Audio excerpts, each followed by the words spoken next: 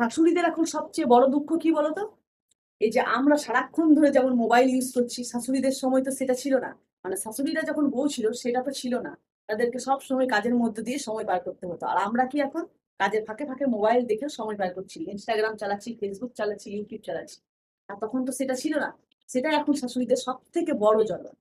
তারপর ২ নম্বর জ্বলন হচ্ছে এই বাড়ির কাজকর্মের দিকে এখন যেমন অনেক সুবিধা। যখন আগে যেমন শাশুড়িরা কাঠে, কয়লায়, ঘুঁটায় রান্না করত।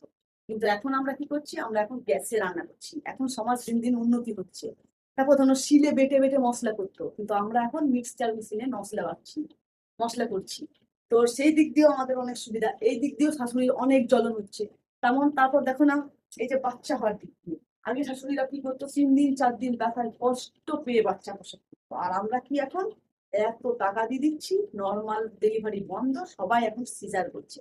সহজেই আমাদের বাচ্চা হয়ে যাচ্ছে। তাই সেটাও শাশুড়িদের এখন জ্বলন। ছেলেরা এতগুলো করে টাকা যাচ্ছে।